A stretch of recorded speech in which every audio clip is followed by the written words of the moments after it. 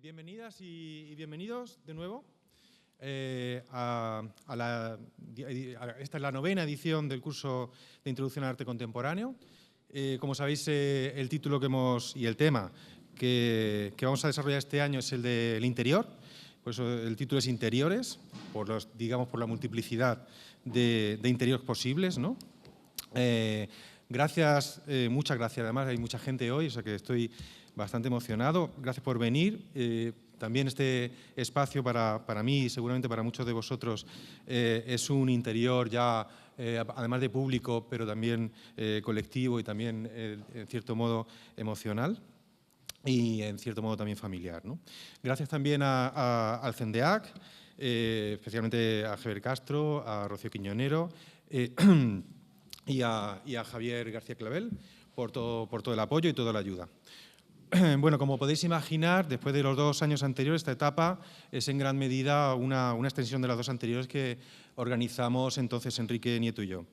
Si en Posarcadia nos preguntamos por la legitimidad y la utilidad de la separación moderna entre naturaleza y cultura, si esto era una idea que todavía nos servía para entender el presente, ahora os proponemos que volvamos la vista justamente hacia el otro lado, que giremos a lo que tenemos en nuestras espaldas, hacia ese interior protegido desde el que mirábamos la naturaleza como una fuera y desde el que discutíamos si efectivamente era algo que valía la pena discutir y reflexionar sobre ello, ¿no?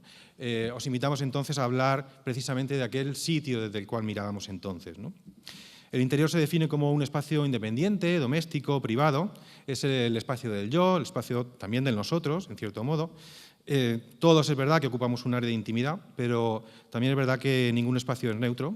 Y si observamos nuestros hogares con atención, veremos que en el diseño de nuestras viviendas, en las escalas en las que nos movemos, en las rutinas de cuidados que desarrollamos en sus espacios, en la manera de decorarlos, en los dimensionados también, en muchas más cosas encontraremos que se dan cita y coexisten muchas categorías políticas.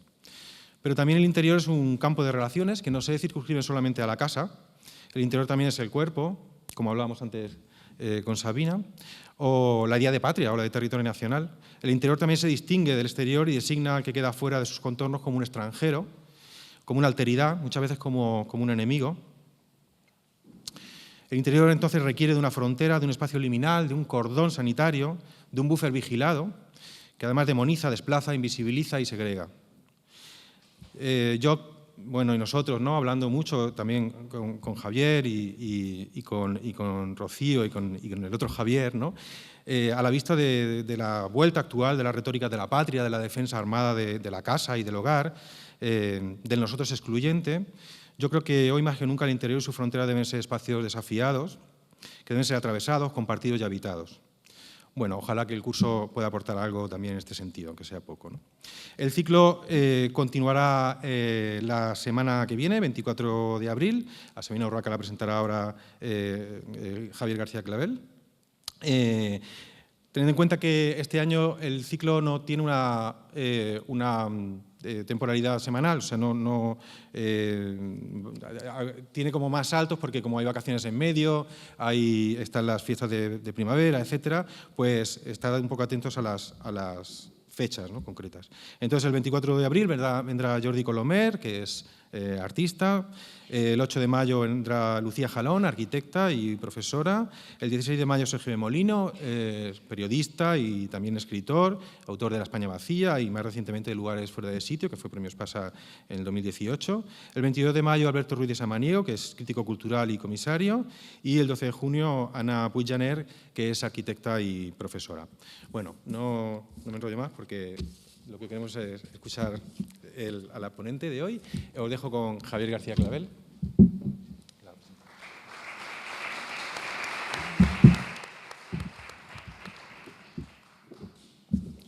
Bueno, gracias en primer lugar a Javier y a Miguel por darme la oportunidad de presentar a Sabina Urraca.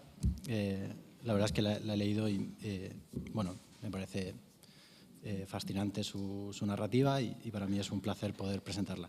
Voy a ser muy breve porque una presentación y otra presentación ya es mucha presentación para Pues estos minutos son perfectos para arreglar esto. Y entonces básicamente voy a leer la presentación que he preparado. Son 5 minutos y empezamos. Sabina Urraca nace en Donostia, San Sebastián, en 1984. Pasa su infancia en Tenerife, se traslada a Madrid para estudiar Comunicación Audiovisual en la Complutense y Guión en la ECAM. Ha vivido en California, en Cuba, en Ciudad de México y en la Alpujarra. Ahora está de nuevo en Madrid, donde escribe y enseña y colabora en diferentes proyectos culturales. Cuenta que escribió su primer relato serio a los 12 años. Empezaba con una niña que intentaba suicidarse, pero no lo conseguía. A los 15 escribió uno titulado Soy una escritora frustrada. En 2015 publicó el fanzine Tus faltas de ortografía hacen llorar al niño Dios, editado por Gráficas Torete. En 2017 publica su primera novela, Las niñas prodigio, editada por Fulgencio Pimentel.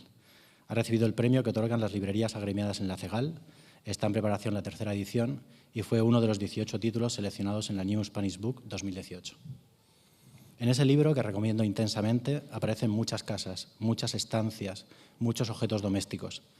Por ejemplo, la casa donde se encerró a escribir esa misma novela, en medio del campo, una casa que tiene espíritu, tiene memoria y tiene cuentas pendientes. En un momento de la novela, Sabina Urraca conecta las casas con su pubertad. Escribe: detrás de los muros metálicos que cubren un solar, los vecinos del edificio contiguo escuchan cómo una multitud de obreros y sus máquinas levantan un edificio. El estruendo es terrible. Las máquinas retumban día y noche. Les llegan las noticias de la muerte de un obrero. Se llevan las manos a la boca y dicen: Dios mío, es terrible. Protestan, gritan, lo comentan entre ellos en la escalera, no duermen. El sufrimiento es atroz. Un día el ruido cesa, las máquinas desaparecen. Todos se asoman a sus balcones, los muros metálicos han desaparecido y frente a ellos hay un edificio feo, pequeño, grisáceo, no muy distinto del suyo propio. Lo miran en silencio. Desconcierto, indignación. ¿Tanto jaleo para esto? El final de la pubertad produjo dentro de mí un ruido ensordecedor. Aquel estruendo merecía un palacio. Cuando las obras cesaron y cayó el muro de metal, todo lo que había era una casa desproporcionada. Construida sobre terreno pantanoso, la casa se tambaleaba, se inclinaba de forma imperceptible a un lado y a otro. Por esa causa, las ventanas cerraban mal, las puertas se abrían y se cerraban solas, sin que nadie pudiese controlarlo. Sigo. En 2018 participa en la antología Relatos Errabunda, primer tratado ibérico de deambulología heterodoxa, publicado por Lindo y Espinosa. Ahora está escribiendo su segunda novela, cuyo tema es el celo humano. La pensó en parte durante los paseos con su perra Murcia, a quien se encontró un día aquí, en esta ciudad, y confundió en un primer momento con un pato. Defiende Facebook como espacio para la ficción, así que en su perfil también está su literatura. Sabina Urraca escribe además artículos para diferentes medios, como la edición española de la revista Vice, El País, Ajo Blanco, El Estado Mental o Playground. No se considera periodista, sino cronista de ciertas realidades. Hace un trabajo inmersivo, lo que quiere decir, tal y como he explicado en alguna ocasión, que si tiene que escribir sobre algo no pregunta, sino que lo vive, de principio a fin. Asiste a un parto en casa y escribe sobre ello. Queda con su mayor enemigo en redes y escribe sobre el encuentro. O prueba a estar 4 días bebiendo solo Satislent, o a testar todos los productos que existen para la regla, o a hacer prácticas BDSM de la mano de un dúo experto, etc. Y después escribe sobre ello. Esos textos pueden leerse en su web. Ahí también se compilan otros no tan vinculados a esta crónica inmersiva. Uno, que se puede vincular con el tema de la charla, es el pregón que dio Sabina Urraca en la apertura de las fiestas de la Plaza en Verano de Matadero. Ahí se refiere a la ciudad como la casa propia y a la vez define ambas, ciudad y casa. Dice: la romería de los voltios honra a las calles, haciéndolas sentir salones, pasillos, hogares en los que vestir, bailar y ser como queramos ser. Termino con un fragmento del texto que envió a este centro para presentar la charla, titulada Mejor ver la adicción al interior. Aquí los términos que conecta son los de casa y huella. Está en la web, pero creo que puede ser un buen cierre de esta presentación y a la vez una forma de pórtico de la charla de Sabina. Dice Sabina Urraca: en un inicio, la búsqueda de casa se circunscribe a lo básico. Se persiguen unos metros cuadrados concretos, una ubicación, un número de habitaciones. Pero esta labor enseguida trasciende estos límites. Nuestro imaginario está lleno de referencias a casas encantadas, a rastros de la vida de otros que permanecen en los lugares. De pronto, las vibraciones que despierta una casa las personas que han vivido allí, una lámpara determinada o un cubo con agua con algo incierto flotando en él, pueden transformarse en señales decisivas que moldeen absolutamente nuestra percepción del lugar. Una casa no es una casa. Una casa no es, abre comillas, grandes posibilidades, zona en alza, posibilidad de entregarse amueblado, mucha luz, cierra comillas, sino un yacimiento arqueológico difícilmente despojable de su historia anterior. Nada más. Os dejo con Sabina Urraca.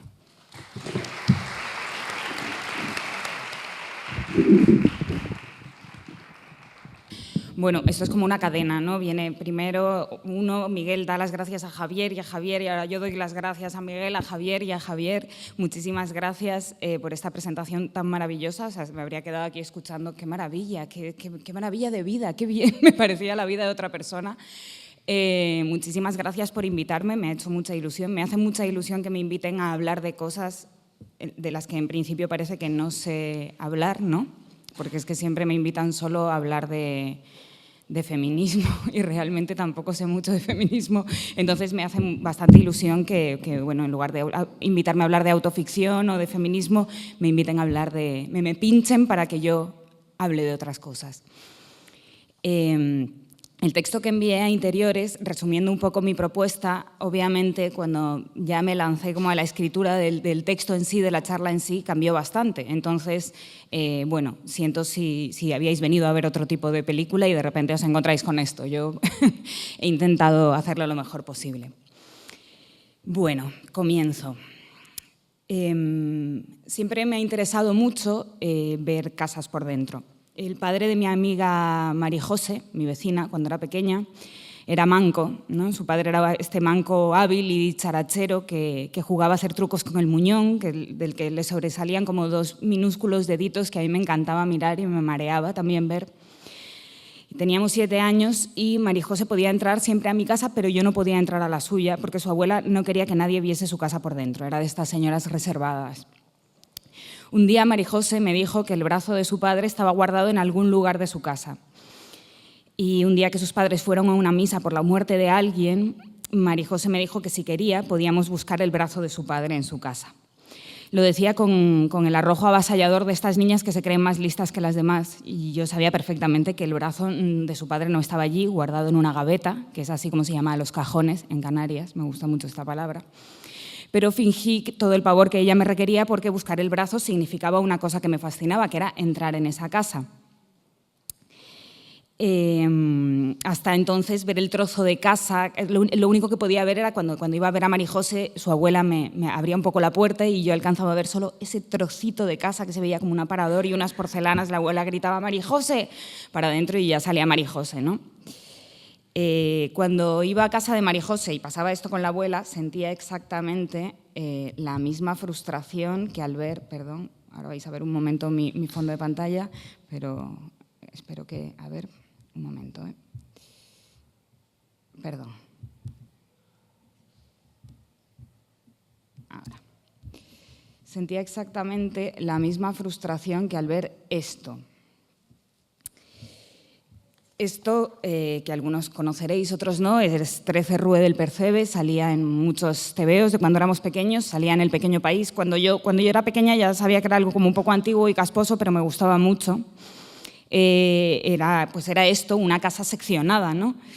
Pero en realidad no estaba todo a la vista, porque en concreto en 2 de las viviendas que se veían, en concreto la de los niños que se portaban mal, que es esa donde se ve un señor con una silla, y la del hostal, que es esa en la que se ven unas huellas, en general en esas 2 se solía adivinar que había algo más detrás, ¿no?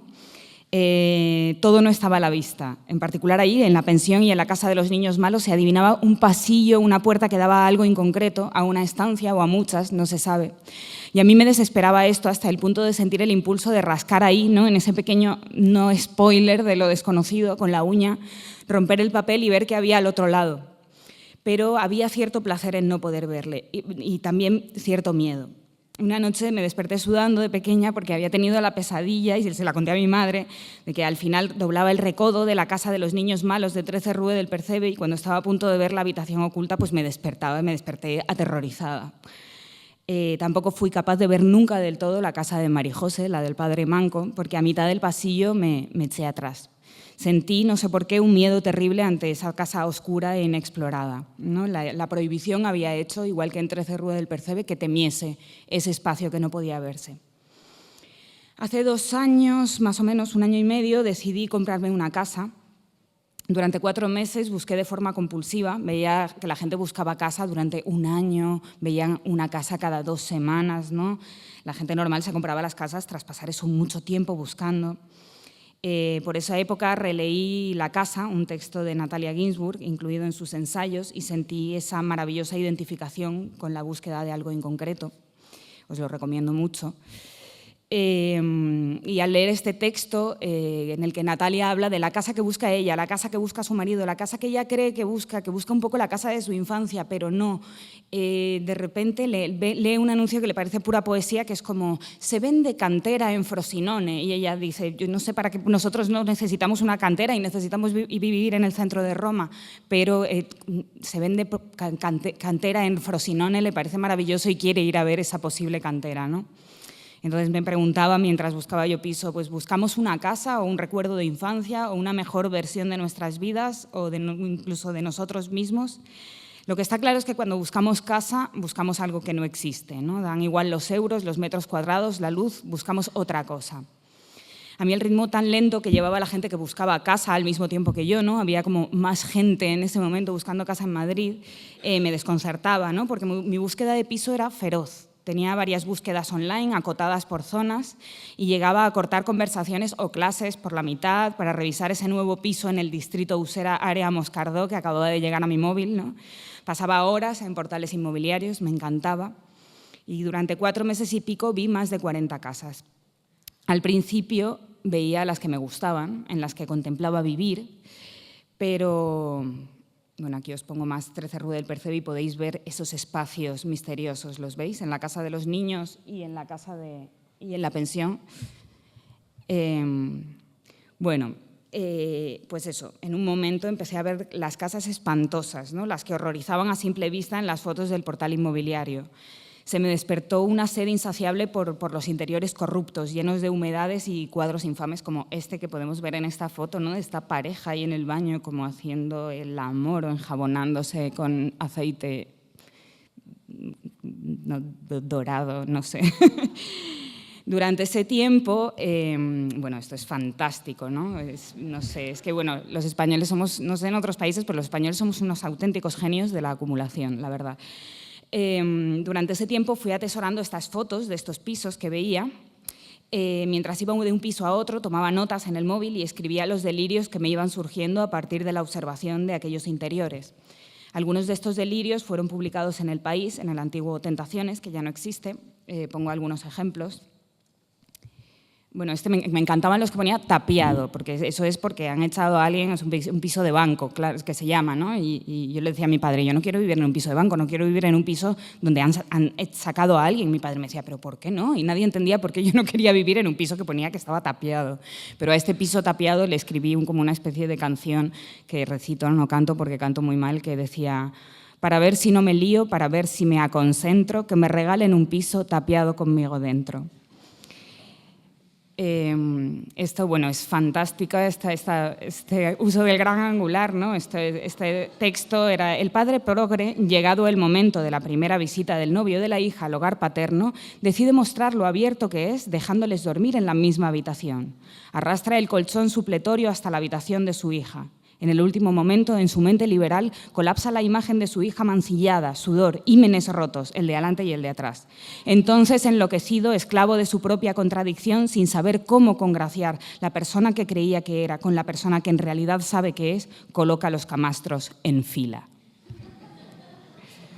Este es de la misma casa y el mismo fotógrafo, como podéis ver, y el texto que lo acompaña es Hawái, Bombay, me meto en el baño, le pongo sal y me hago unos largos para nadar, lo mejor es el gran angular.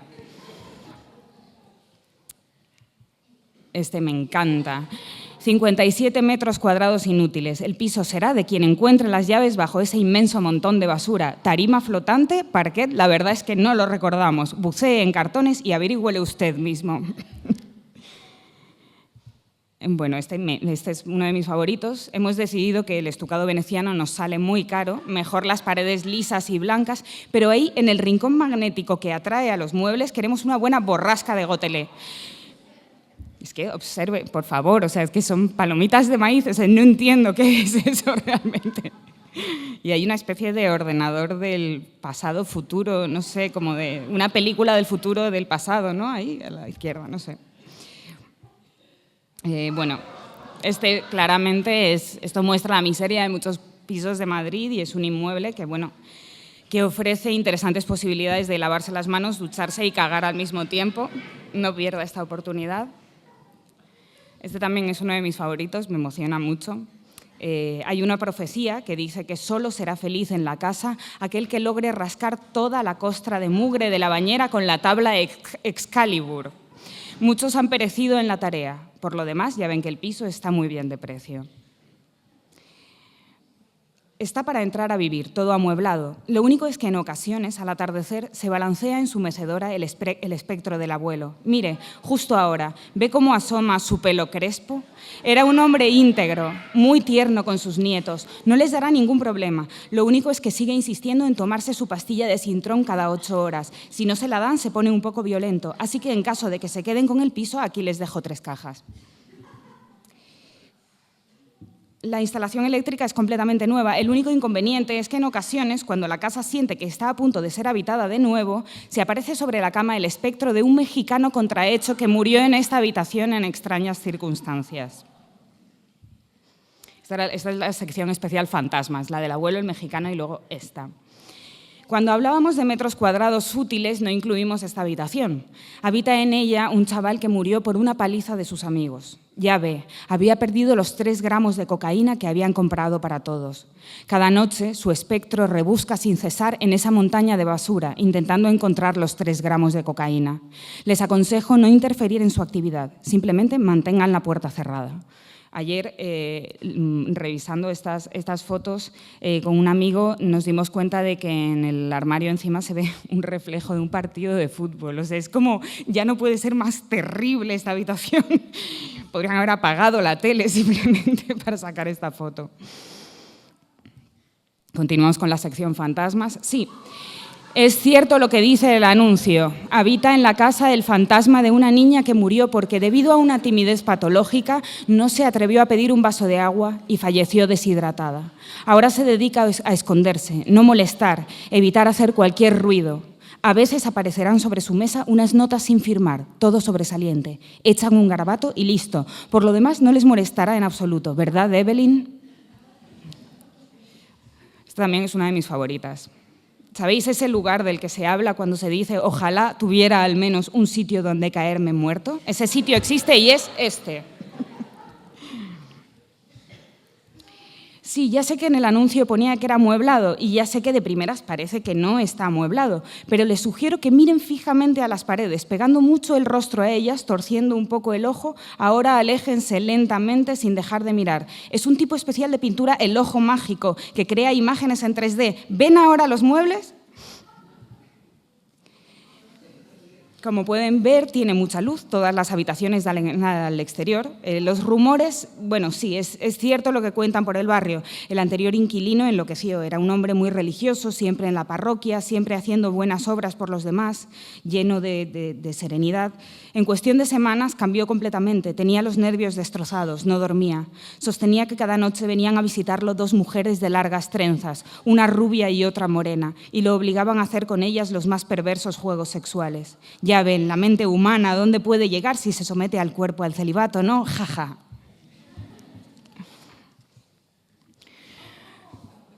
Voy a beber agua antes de ¿vale? Porque no estamos interesados en el inmueble, pero sí que nos gustaría saber qué extraño crimen se cometió en esa habitación y por qué las sombras negras de Ghost acechan por el lado izquierdo. ¿Qué terrible maldición pesa sobre este coqueto apartamento en el distrito de Chopera? ¿Que la cocina se quema? No pasa nada, colocamos otra encima. ¿Que se quema la segunda? Siga la serie hasta terminar cocinando en el piso superior. Todo por conseguir la tortilla francesa reseca que agrade a su paladar. En la inmobiliaria nos parece que es mejor ir de frente y contar la verdad sobre este piso. Habita en él el espíritu de una cleptómana adicta a los bolsos, de modo que algunas tardes, como hoy mismo, aparecen en los estantes los bolsos que robó. No se preocupe, los bolsos reales están incautados en manos de la policía. Estos son solo ilusiones espectrales. La mujer murió súbitamente, justo cuando estaba empezando a cambiar su filia de los bolsos, redirigiéndola hacia el robo de despertadores. Por eso se aparecen 3 sobre la cómoda, ¿los ven? El piso se entrega amueblado, no tiene calefacción central, pero la colección completa en VHS de Jara y Sedal es un excelente aislante térmico para entrar a vivir.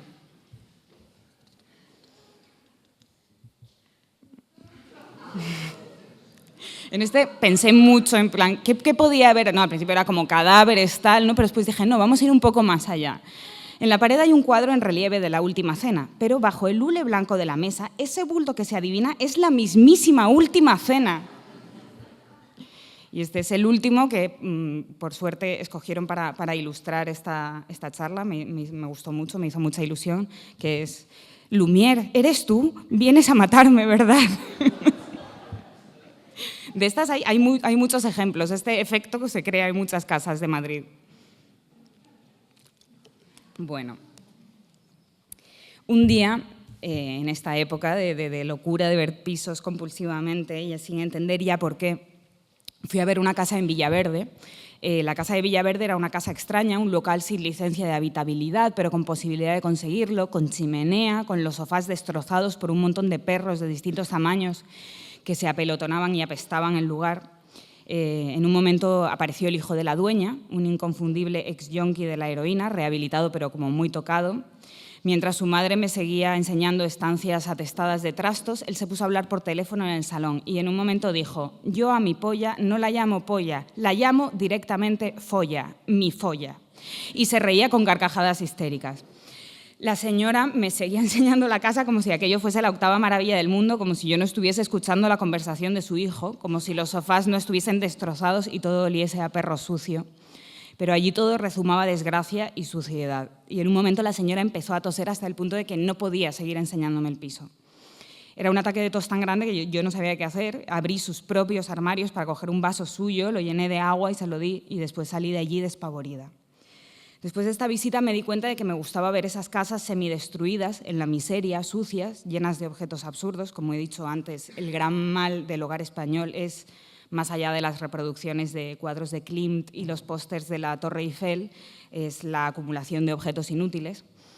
Porque me di cuenta de que lo hacía porque disfrutaba imaginando que tiraba toda esa basura, que derribaba muros de casas de 45 metros cuadrados y 4 habitaciones, que arrancaba el papel pintado y hacía una hoguera con todo eso y prendía fuego a, en general, esa miseria vital que estaba viendo constantemente.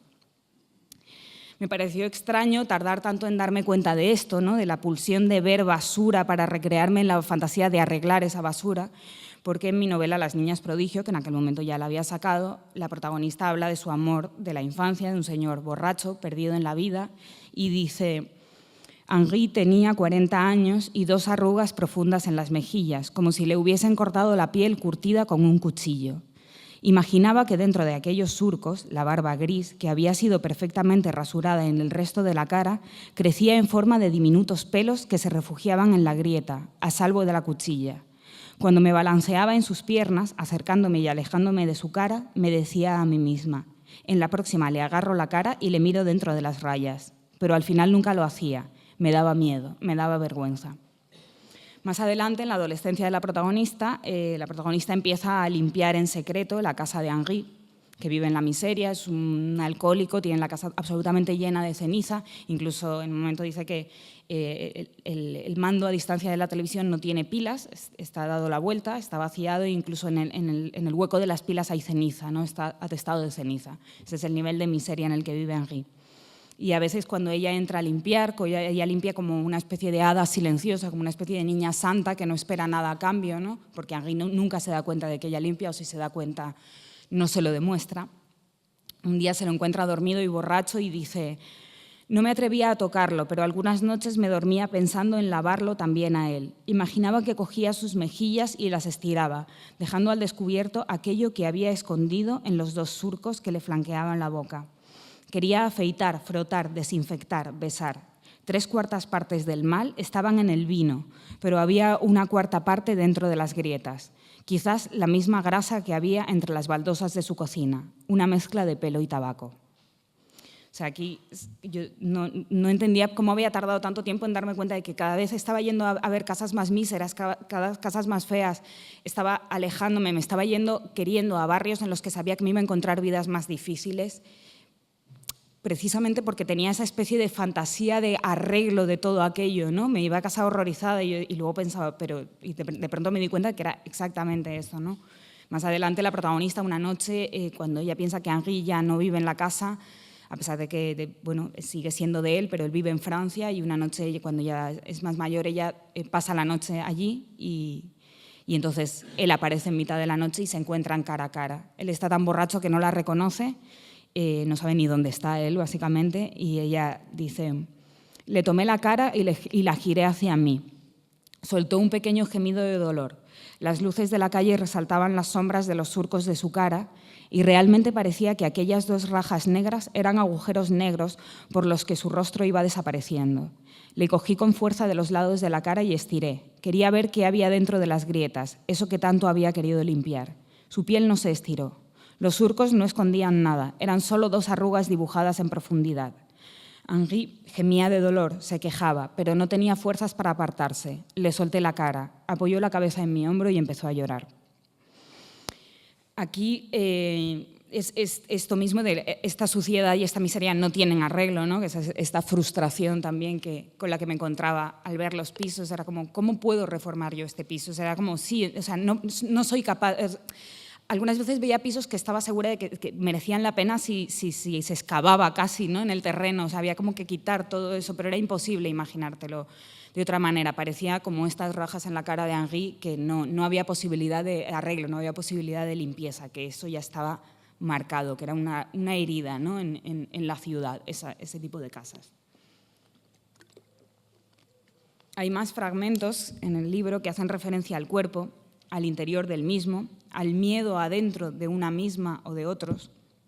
Al inicio de la novela, la protagonista cuenta que la única persona a la que se parece de su familia es una pariente que enloqueció a los 15 años, sentada a la mesa ante la visión de las tripas de un pescado. Esto es algo que es cierto, que sucedió en mi familia. Bueno, esta mujer y yo no nos parecíamos, o no lo sé porque nunca he visto una foto suya, pero sí que recuerdo que siempre lo contaban en el pueblo de mis abuelos, que esta chica, siendo muy joven, la tuvieron que internar porque estaba sentada en la mesa, trajeron un pescado a la mesa, lo abrieron y ante la visión del interior del pescado, ella enloqueció absolutamente, la tuvieron que reducir y básicamente la llevaron a un sanatorio y ahí vivió el resto de su vida.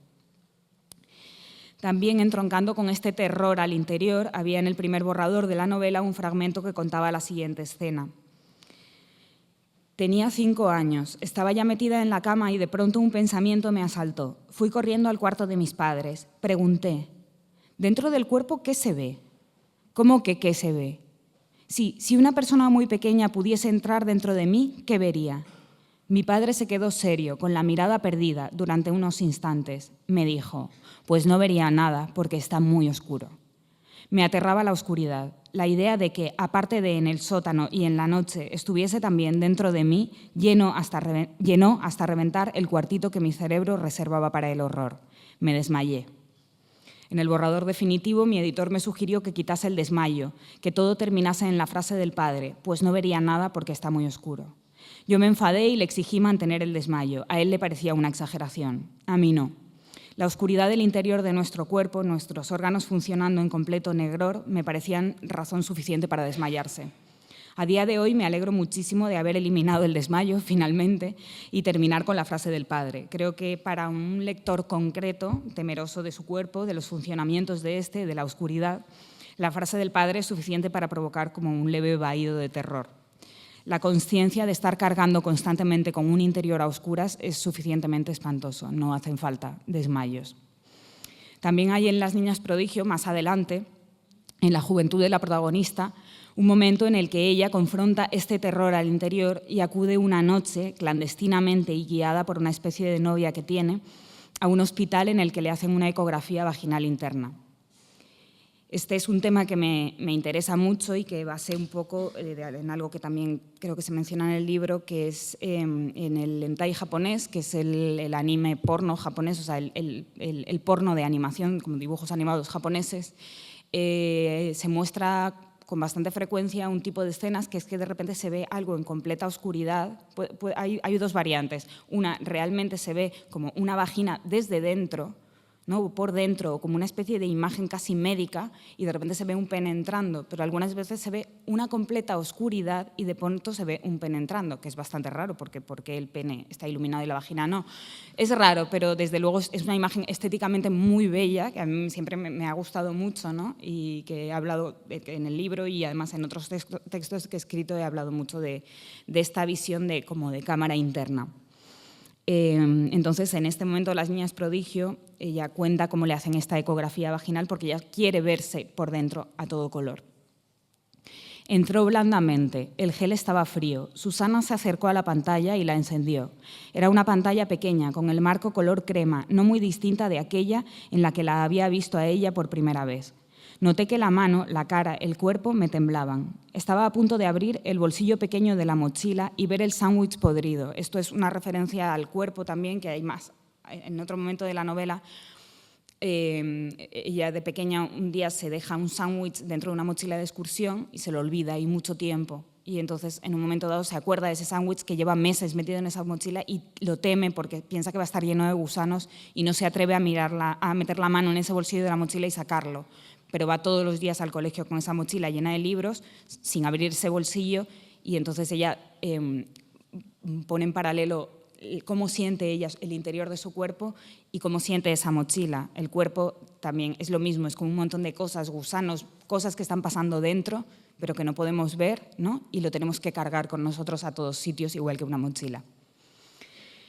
Quizá me desmayaría, quizás los gusanos me comerían la mano. Tras un pequeño chisporroteo, la imagen se asentó. La definición y la nitidez eran tales que era como si me hubiese colado a cuatro patas dentro de mí misma y observase muy de cerca, pegando bien el rostro a los tejidos.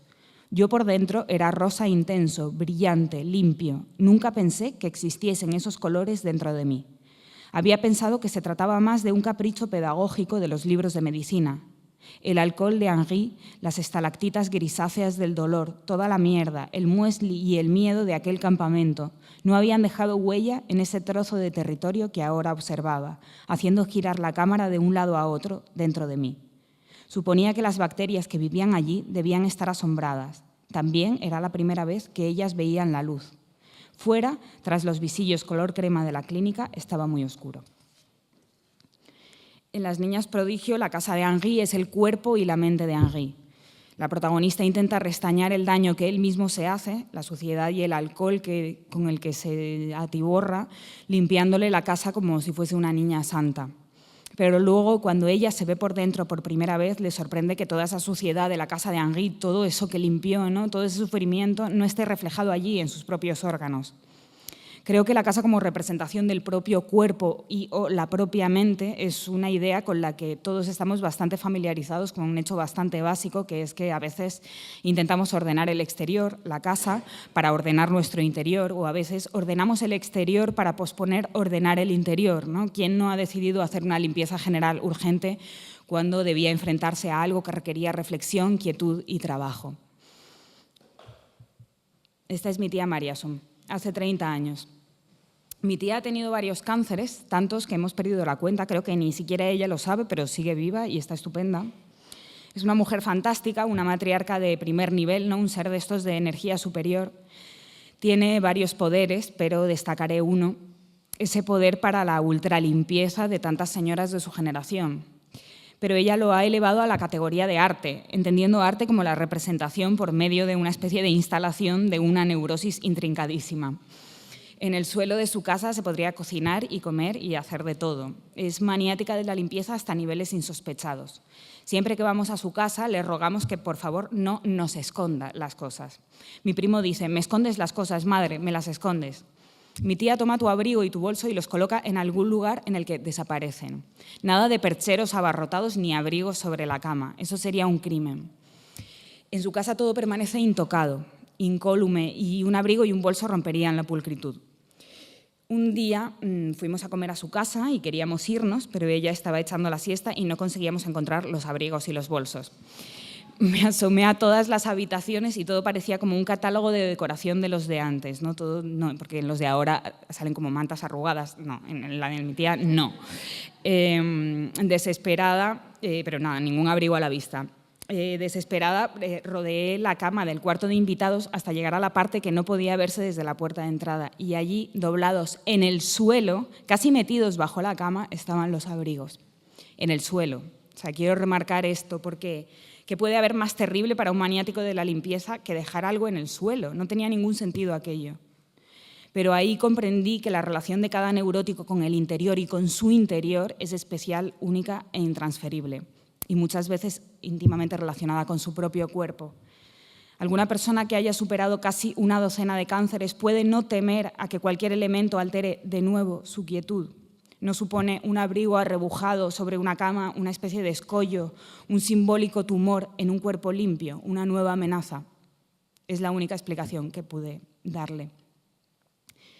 Al escribir esto sobre mi tía María Sun, pensé en Gastón Bachelard cuando decía: a través de todos los recuerdos de todas las casas que nos han albergado y más allá de todas las casas que soñamos habitar, se puede desprender una esencia íntima y concreta que sea una justificación del valor singular de todas nuestras imágenes de intimidad protegida. Mi tía siempre dice que cuando muera, su esencia, su fantasma, van a seguir en esa casa. Yo también lo creo. Este es otro caso nuevo también de neurosis hogareña. ¿Os acordáis cuando empezó Médico de Familia? Que yo recuerdo mucho que esos desayunos en los que los productos… Aquí me ha llamado la atención porque antes han quitado las etiquetas de las botellas de agua, pero me hubiesen servido para este ejemplo. Pero bueno, ¿os acordáis que de repente se veían los productos y los productos apuntaban a la cámara y podíamos ver de qué marca eran, ¿no? Y el product placement en el primer año de carrera de comunicación audiovisual te lo explicaban con Médico de Familia. Pues cuando empezó Médico de Familia, por esa época, la madre de mi amigo Tomás, este nombre ha sido cambiado para preservar el anonimato, empezó a servir el desayuno de forma extraña, con los objetos colocados de forma que las marcas quedasen todas mirando hacia un punto determinado. En aquel momento, Tomás y sus hermanos, adolescentes, se rieron. No le dieron importancia a esa manía repentina de su madre. Un par de años después, su madre fue ingresada en una clínica psiquiátrica durante unos meses. Ya en la adultez, contándome Tomás este episodio de su vida, se dio cuenta de que su madre había emplazado el desayuno de forma extrañamente fantasiosa, de forma que se dirigiera a una cámara invisible, como sucedía en las series, que observaba su realidad desde un punto determinado. Tomás entendió que en esos años su madre intentaba ocultar una depresión, el derrumbe de su matrimonio, una crisis nerviosa que empezaba a cernirse sobre ella. Sentía que la enfermedad mental quizás la atacaba y la forma de vencerla que su mente le había dictado era esa, un remedio de familia ideal que desayuna unida, en armonía, como las familias de la televisión, con las marcas apuntando hacia este ojo silente de la cámara. Creo que el interior del cuerpo y de la mente y su relación con el espacio será siempre para mí una fuente inagotable de interés. Siempre cuando pienso que todo ha terminado, ¿no? Que ya está, ya he escrito mucho sobre el cuerpo y tampoco es que haya escrito tanto, vamos, he sacado una novela, pero sí que es verdad que en muchos artículos hablo del cuerpo, que escribo yo muchas cosas que luego no van a ningún lado y que pienso mucho sobre el cuerpo. Cuando pienso que eso ya está agotado, de pronto pues pienso, no, esto es inagotable. Hace 3 años, cuando terminé de escribir Las niñas prodigio, pensé también que ya iba a dejar de hablar del tema del interior del cuerpo, que pensé que quedaba exorcizado. Poco antes me habían diagnosticado una enfermedad autoinmune, un trastorno de estos que llaman enfermedades raras, ¿no? En las que el cuerpo, sin saber por qué, se ataca a sí mismo. En mi caso, el sistema urinario se inflamaba sin ningún tipo de explicación, sin ninguna infección o enfermedad que lo llevara a ello, de la misma forma que la piel de los enfermos de psoriasis se enrojece y se escama o que el colon de las personas con síndrome del intestino irritable se rebela contra ellos. Es eso precisamente, el interior de tu cuerpo contra ti. Este es Henri Michaud, no es el Henri de Las niñas prodigio, es otro, casualidad, hay 2 Henris en esta charla. Este es Henri Michaud, recuerdo unas palabras de su de su libro Una vía para la insubordinación, las tengo siempre muy presentes. En este libro, Una vía para la insubordinación, que me parece muy acertado este título, Michaud habla del poltergeist como fenómeno que afecta sobre todo a chicas adolescentes que no son conscientes de su propio tormento interno. Estas chicas, ¿no?, todos los casos de poltergeist que se han estudiado, bueno, el poltergeist, no sé si estáis familiarizados, bueno, familiarizados, me refiero a que habéis visto películas, familiarizados, espero que no, igual sí, pero espero que no, pero en general es que los objetos de una casa se mueven, se rompen, chocan contra las paredes, las ventanas se rompen porque sí, estallan las bombillas, pues las mesas pueden llegar hasta el techo, o sea, me refiero a una cosa extrema, no solo un estallido de bombillas, sino un verdadero jaleo de los muebles de una casa, ¿no?, del interior de una casa. Estas adolescentes, sobre todo chicas afectadas por esto, ellas, en estos casos que él había estudiado, ellas veían cómo los muebles caminaban solos y se golpeaban contra las paredes del interior de su casa, sin imaginar que esos movimientos provenían del interior de su cuerpo, que los provocaban ellas. Henri Michaud defendía esta explicación psiquiátrica y no demoníaca del poltergeist, diciendo una frase que bien se podría aplicar a las enfermedades autoinmunes. ¿Qué necesidad hay del demonio cuando basta la persona? Como pasa con casi todo lo que sucede en mi vida, mi enfermedad ha terminado impregnando mi escritura. Hubo una leve resistencia por mi parte al principio porque me parecía como hablar de enfermedades como un poco como conversación de señoras en el ascensor y mi editor me decía, no hables de tu enfermedad, qué coñazo, tal, y bueno. Luego comprendí que sería una idiota si no lo aprovechara, si no tomase todo ese miedo que me producía el dolor cuando lo había, el temor a un posible empeoramiento, el peligro siempre latente de en un futuro ver mi vida limitada y lo transformase en algo. Como sabrá cualquier persona que haya en la sala que sufra cualquier tipo de enfermedad rara, y estoy segura de que hay alguien, la medicina alopática, es decir, la del hospital, algunas veces no ofrece ayuda ni respuesta, no alcanza a ayudar. Y entonces, por pura lógica, por querer hacer algo, por no rendirse al respecto, se acude algunas veces a otro tipo de medicinas y remedios. Tranquilos, no me voy a poner a hablar de homeopatía aquí, no vamos a enzarzarnos en esa discusión absurda, no os preocupéis. Solo diré que, al margen de su capacidad de curación, muchas de estas medicinas alternativas poseen un inmenso interés en lo que respecta a lo literario. Porque algunas veces intentan explicar las cosas de una manera que, independientemente de su efectividad o de su nivel de verosimilitud científica, es muy aprovechable para una novela. Un día, buscando sobre la inflamación crónica del sistema urinario en un libro que daba explicaciones psicológicas a las enfermedades, encontré que el tipo de dolencia que yo sufría se relacionaba con una pérdida del hogar, con un descontrol del territorio. La sufrían, en muchos casos, mujeres maltratadas que se habían visto viviendo en el mismo territorio con su mayor enemigo y personas refugiadas que lo habían perdido todo. Me temblaron las manos. Mi enfermedad había comenzado en un momento de mi vida en el que lo había vendido todo y me había marchado a California a trabajar en los campos ilegales de marihuana. Vivía en los bosques y vivía en un coche, dormía en un coche que me había comprado de segunda mano. Desde el punto de vista animal, la relación de la enfermedad con la pérdida del hogar tenía cierto sentido. Uno de los síntomas de esta enfermedad era la necesidad frecuente de orinar, que es precisamente lo que hacen los animales para marcar su territorio en cuanto llegan a un lugar extraño. De pronto todo de forma literaria cobraba sentido, ¿no? El animal siente el impulso de hacer pis cuando llega a un territorio para hacer lo suyo y de repente una persona que, según este libro, una persona que se ve invadida en su espacio o que siente que está perdiendo ese territorio, de pronto siente un impulso, el sistema urinario se inflama y quiere todo el rato hacer pis.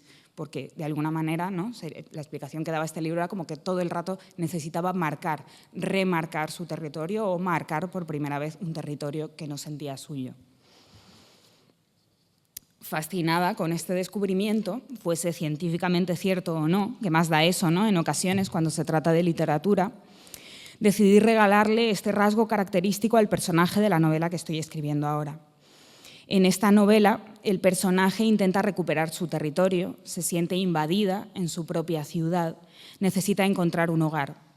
Para protegerse del que podríamos llamar el antagonista, la protagonista orina por la ciudad estableciendo un círculo protector, como aquellos círculos de sal que se hacían alrededor de las ouijas para que los malos espíritus no entraran.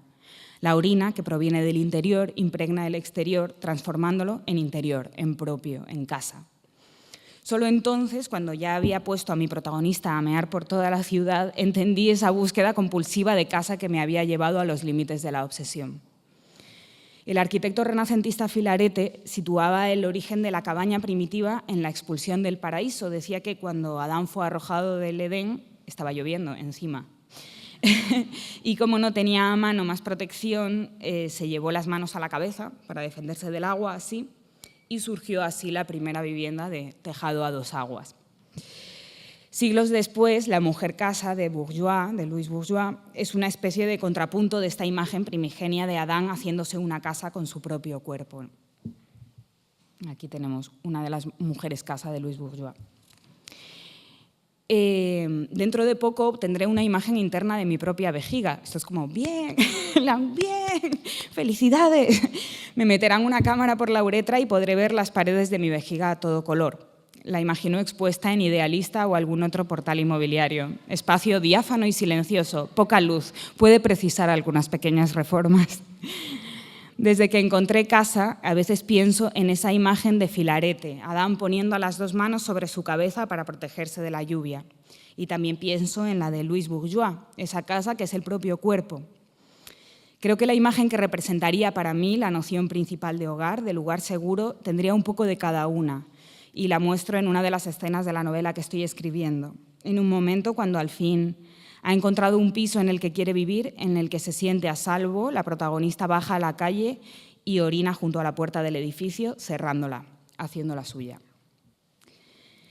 En lo que respecta a los pisos, debo informaros que actualmente me he obligado a visitar únicamente un piso al mes y he restringido mi entrada a los portales inmobiliarios online a 2 veces al día, pero aún así entrar en Idealista sigue siendo lo primero que hago al levantarme.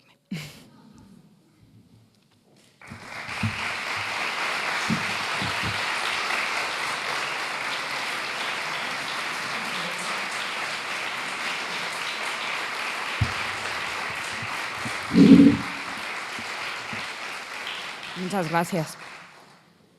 Ahora creo que podéis preguntar lo que queráis y comentar cosas, podéis contar vuestra propia historia de hogar, no hogar, territorio, PIS.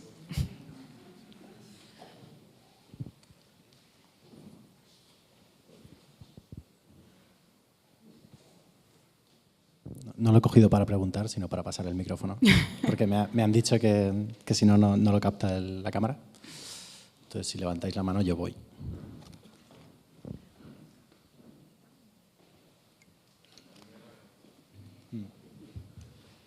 Bueno, si no, no pasa nada, ¿eh? O sea...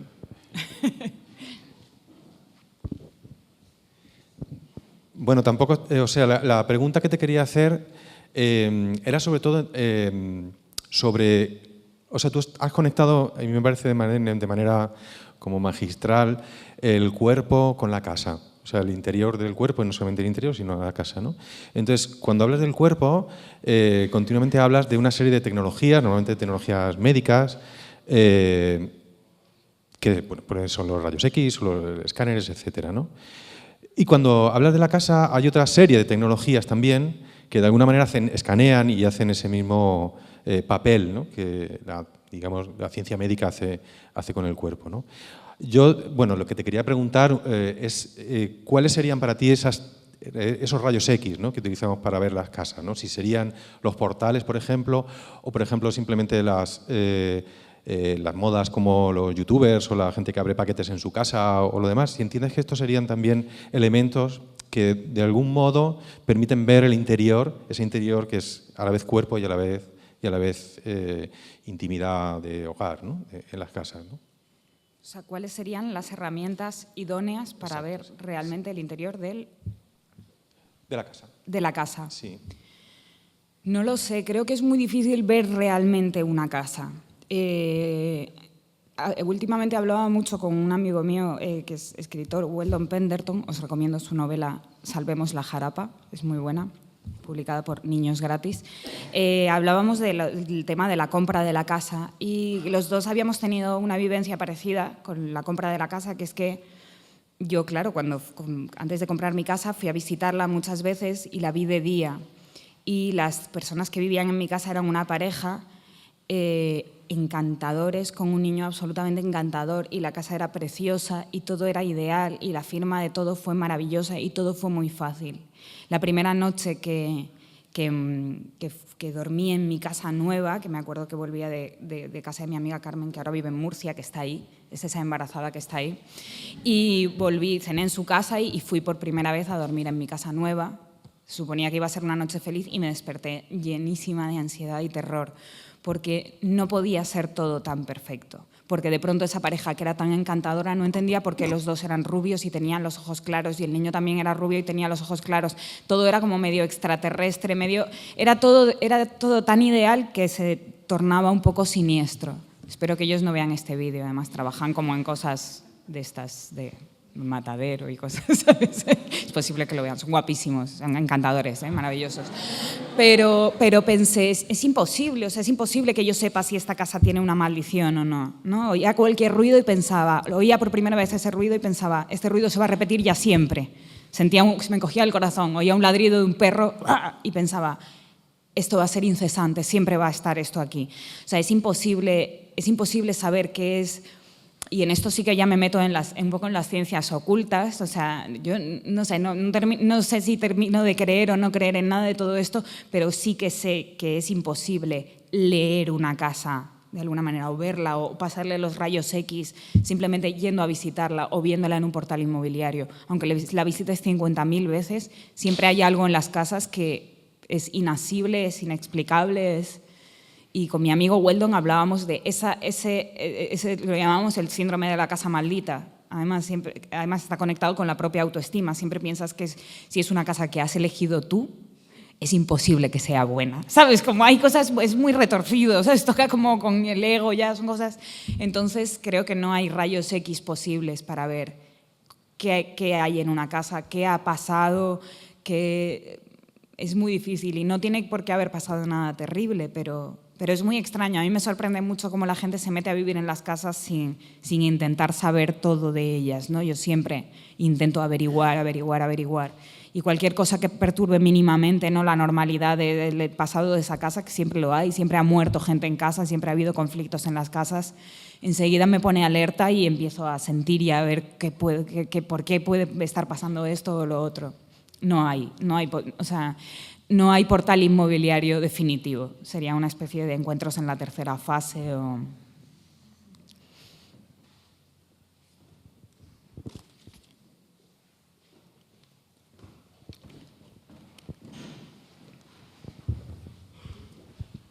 Hola.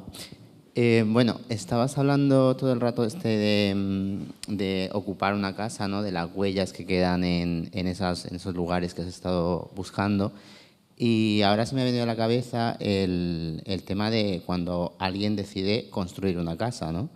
Porque no todas tienen que tener huellas, ¿no? Hay mucha gente que empieza una casa como un proyecto nuevo. Y conectándolo con el interior, la pregunta es si has reflexionado sobre esa construcción, ¿no?, de una nueva casa, y conectándolo con el interior, con esa construcción de una identidad o esa autoconciencia, ¿no?, que puedes tener tú de tu interior y de cómo construirlo, si has reflexionado sobre eso.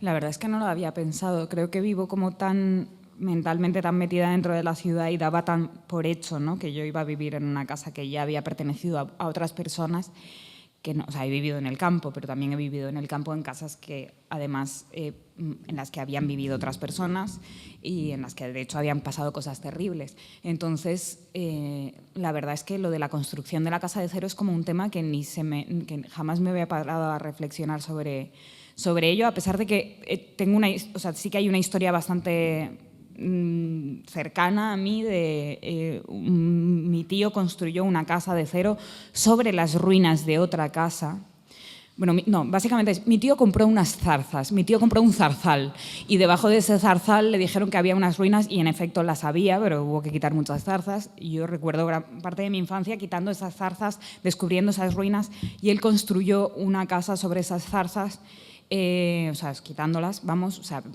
prácticamente construyó una casa de cero y aún así hubo movidas de fantasmas, ¿sabes? De repente se empezó a aparecer Doña Candelaria. Doña Candelaria era una señora que vestía de negro y entonces, bueno, pues de vez en cuando había... Además, aparecía como mi tío hacía fiestones y de repente aparecía un amigo de mi tío que volvía de mear y le decía, oye, Ernesto, ¿y esa señora que hay ahí, que acabo de ver ahí? ¿Y qué señora? ¿No? Una señora ahí que como vestida de negro, tal, era como en un pueblo de Tenerife esto. ¿Pero qué señora? No sé, estaba ahí caminando, pero ¿por dónde? Pues en el baño de atrás, o sea, ese nivel, ¿no? Y finalmente un día, sin que nadie les hubiese comunicado nada, la familia de Doña Candelaria apareció allí y pidieron permiso para oficiar una misa allí mismo, porque sabían que su madre no estaba descansando en paz y la hicieron y por lo visto ya no se volvió a aparecer. Esa es la historia más cercana que tengo de casa construida, pero la verdad es que, o sea, es que conozco, creo que ya nadie, ¿no? Nadie se construye una casa y realmente es un proceso precioso y tiene que ser muy interesante ver. O sea, hacer como una especie de libro de una persona, ¿no? Como un retrato, además, bueno, así de la persona, la vida de esa persona y después su casa que se ha construido con sus propias manos. Me parece muy buena idea como libro, como proyecto de algo, no sé. ¿Tú has vivido algo de ese tipo? Bueno, no, yo creo que yo es que soy arquitecto y creo que la perspectiva esta de alguien de que se construye su casa, el hecho de cuando alguien empieza con una idea, realmente habla de su interior, de cómo vive y de cómo quiere vivir. Entonces, creo que aquí el interior está como en cómo se lo proyecta o en esa autoconciencia que tiene de sí mismo o de su familia, en este caso, que sería ya un núcleo un poco más amplio, ¿no? Que supera al individuo. Claro, no había pensado que muchos de vosotros sois arquitectos, puede ser, y que diseñáis casas que van a ser construidas. Estaba como en la mente, me has hecho esa pregunta y en mi mente solo aparecía la imagen de mi tío Ernesto carpintero, ¿sabes? O sea, como los arquitectos habían desaparecido de mi mente, perdón. Claro, no había pensado también en arquitectos que construyen casas para que viva otra gente en ellas, ¿no? Esto es algo también, no sé, me parece muy como rarísimo también, pero es algo muy normal, ¿no? Pasa todo el rato.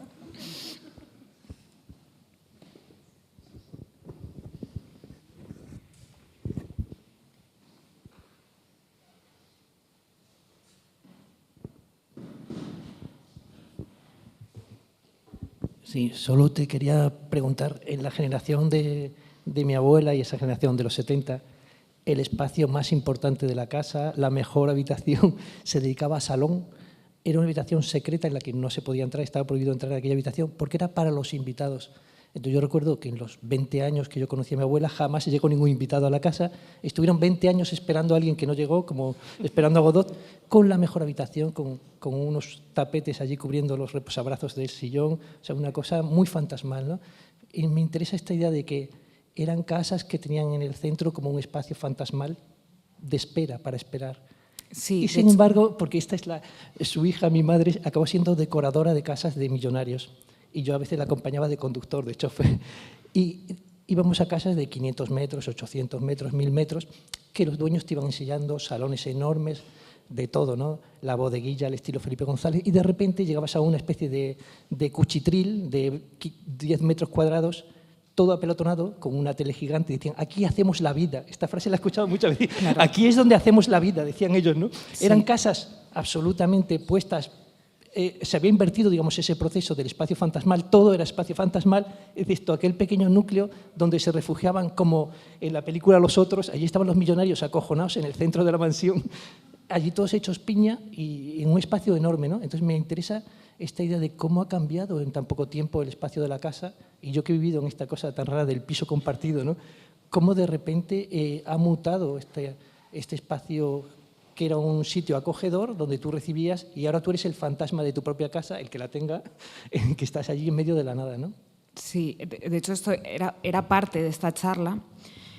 De hecho, no sé si está en la bibliografía, que os aconsejo leer textos, creo que al final eso no está metido, pero textos de Facebook realmente de una tocaya mía, se llama Alba Sabina González, que es poeta, vive en Tenerife. De hecho, es muy raro porque se llama igual que yo y vive como en la calle de mis padres. Es muy raro, pero nos hemos conocido por Facebook, es muy raro. Entonces, ella tiene un texto muy bueno sobre este falso salón de invitados con coberturas de plástico, los sofás. Habla de eso en Canarias, sobre todo. Bueno, en Canarias la gente se construye casas muy grandes que muchas veces no llegan a encalar nunca, quedan en ladrillos siempre, no ponen barandillas, igual en las escaleras. Yo he visto a familias con bebés y todo viviendo en casas así, pero que no es porque no tengan dinero, es como una especie de abandono generalizado que se lleva. De hecho, ha habido incluso campañas en Canarias para que la gente encale las casas, para que no se queden en el ladrillo gris, porque hay ese abandono, ¿no? Y entonces, dentro de esas casas hay esta doble vivienda, ¿no? Que es casi como Casa Tomada de Cortázar o Los Otros. O sea, está esta doble vivienda, está la vivienda para mostrar y la vivienda para vivir. Y probablemente, muchas veces la vida y cocinar y comer toda la familia junta se hace prácticamente como en una especie de garaje cochera, ¿sabes? Es muy, muy extraño y tiene un texto muy interesante sobre eso y tiene otro texto muy interesante sobre un mueble que es el último vestigio que queda de esa casa para enseñar, que es este inmenso aparador mamotreto terrible que hay en muchos salones de España, que es de madera oscura, con cristales, y que se supone que es para meter la vajilla, no sé, como los tesoros de la familia, no sé, forma parte en general de un juego de muebles. Siento si hay alguien entre el público que tiene este mueble, es bastante probable. Yo creo que he visto mucho en pisos compartidos este mueble, ¿no? Que te lo dejan ahí y no sabes qué hacer con él. Pero bueno, que esto es algo como un residuo que yo creo que queda, ¿no? Como un pre-IKEA que está ahí, se mantiene y se llena de nada, se llena de polvo y se llena de mierda porque aquello no lo quiere usar nadie. Pero fue muy curioso porque tanto con el falso salón, o sea, la falsa vivienda y el aparador mamotreto, Alba Sabina tuvo pero haters que es que la querían matar por elitista, ¿sabes? Era una cosa como que te crees mejor que el pueblo y era como, no, bueno, vamos a hablar de esto, o sea, estamos haciendo como un poco un análisis antropológico de esto, ¿no? ¡Guau! Vamos, pero la querían destruir. Dice que han sido sus dos textos como más polémicos, sobre todo el del aparador mamotreto. Pero me fascina lo de que tu madre fuese decoradora de interiores de casas de millonarios. Me encantaría ver esas casas, la verdad.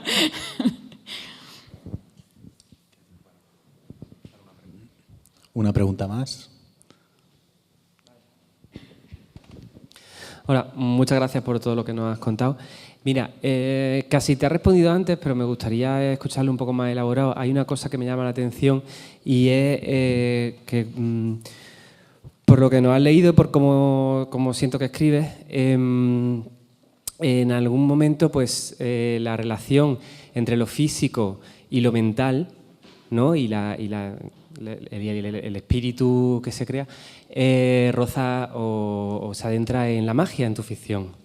Y quería saber hasta qué punto eso a ti te hace dudar de la realidad cuando estás creando y cuando vinculas este tipo de cosas. ¿Cómo te planteas este tipo de historia, de vincular el interior y lo mental con lo físico para hacer lo que case? ¿Y cuánto hay de mágico y cuánto de mágico consideras que crees o como mínimo no niegas? Wow, me ha gustado mucho la entonación, ¿sabes? Como la subida al final y el... No, me parece súper buena pregunta y es muy complicado. A ver, como tenía que acortar porque tampoco podía estar dando una charla infinita, en un momento he dicho que al principio deseché la idea de hablar de mi enfermedad en mi novela porque, o sea, de regalársela, yo siempre digo regalársela a la protagonista porque no soy yo, es otra historia un poco distinta, ¿no? Y pensé, bueno, le regalo esta enfermedad o le regalo esta pulsión de pronto de, venga, voy a mear la ciudad, voy a... no fue solo porque pensase que, o sea, cuando tenía reparos en hacerlo, por ponerte un ejemplo, no fue solo porque pensase que iba a ser pesado para el lector. También me daba miedo meter mi enfermedad en una novela y que de alguna manera eso fuese profético. Y que si yo tenía alguna, es que encima como no es una enfermedad que te digan, pues te vas a curar o no te vas a curar, es que te dicen como, no tengo ni idea, ¿entiendes? El médico te dice, no tengo ni idea. Y entonces tú estás absolutamente entregada al azar. Hay un médico que te dice, va a ser terrible, y hay un médico que te dice, tú no tienes nada, no te preocupes. Un médico me dijo, un médico especialista, un urólogo especialista me dijo, tú no tienes eso porque eso no es una enfermedad, es una maldición. O sea, imagínate esa frase que es espectacular, como literariamente, en el momento obviamente te destruye y sales llorando de allí, ¿no? Ese hombre sin hacerte ninguna prueba te dice eso. Entonces, esa frase da miedo meterla dentro de una novela, porque dices, ¿y si me maldigo haciéndolo? ¿No? O sea, hasta ese punto yo sí que me siento afectada por la magia, entre comillas. O sea, me dan miedo muchas cosas. Me dan miedo muchas cosas que no son físicas o, ¿sabes?, que no son tangibles. Me dan miedo las maldiciones, me da miedo la magia, me da miedo las posibles consecuencias psicosomáticas que puedan tener en mí algo que yo escriba. Yo creo un personaje y hasta qué punto yo me creo que yo soy ese personaje un poco. Y si empiezo a somatizar cosas que yo escribo, ¿sabes?, todo muy leve, no es que sea como, Dios, escribo esto y de repente, ella se rajó en la mano, una raja aquí, no, o sea, no es eso, pero sobre todo con el tema de las enfermedades autoinmunes, claro, le das muchas vueltas porque tampoco nadie te dice por qué son, porque no se sabe por qué son muchas de ellas. Entonces, obviamente, encuentras ciertas respuestas literarias en medicinas alternativas y también en temas religiosos, como por ejemplo la posesión demoníaca, los estigmas. Entonces, sin querer, literariamente te vas por ese derrotero y, hombre, corres el peligro de volverte un poquito loco, ¿no? Siempre tienes como que mantener los pies en el suelo y decir, bueno, mis fronteras están aquí, yo voy a crear esto por este lado, pero no, o sea, salvo en breves instantes, esos breves momentos, no me puedo meter absolutamente ahí porque me puedo perder, ¿no? No sé si he respondido a tu pregunta. Vale. Bueno, pues ya no tenemos tiempo para más. Muchas gracias, Sabina. Ha sido un placer, se ha hecho cortísimo y de verdad, gracias por aceptar venir. Muchas gracias a vosotros, de verdad.